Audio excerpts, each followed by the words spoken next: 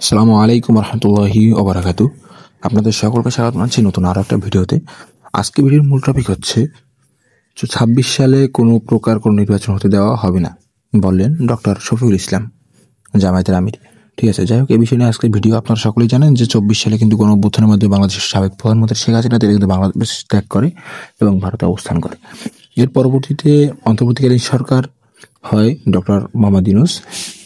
এখন দেখা যায় যে ২৬ সালের দিকে নির্বাচন হওয়ার সম্ভাবনা আছে, ২০২৬ সালের ফেব্রুয়ারি মাসের মধ্যেই আর কি।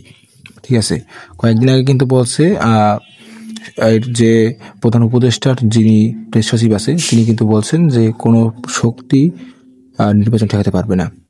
ঠিক আছে, ফেব্রুয়ারিতে নির্বাচন কোনো শক্তি ঠেকাতে পারবে না, এই বিষয় নিয়ে তিনি কিন্তু একটি বক্তব্য দিয়েছিল। যাই হোক, এরপরে জামায়াতের আমির বলল যে ২৬-এ নির্বাচন হবে না। এর মূল কারণটা কি? যাই হোক, ভিডিওটি শুরু করা যাক। জুলাই সনদ না মানলে ২৬ সালে কোনো নির্বাচন হবে না। ঠিক আছে, জুলাই সনদ যদি না মানা হয় তাহলে কিন্তু ২৬ সালে কোনো নির্বাচন হবে না, এমন মন্তব্য করেছেন জামায়াতের আমির ডাক্তার শফিকুর রহমান। ঠিক আছে, মঙ্গলবার পল্টন মোড়ে ৮ দল আয়োজিত মহাসমাবেশে মন্তব্য করেন তিনি বলেন, জুলাই সনদে আইনি ভিত্তি ছাড়া দেশে কোনো নির্বাচন হবে না।